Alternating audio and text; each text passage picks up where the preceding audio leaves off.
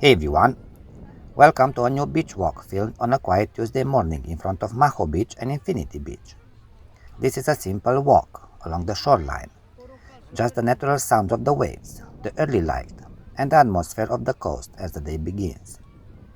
No rush, only walk, and a calm moment by the Black Sea.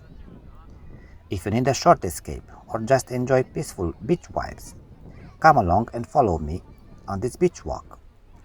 Thanks for being here. Cheers!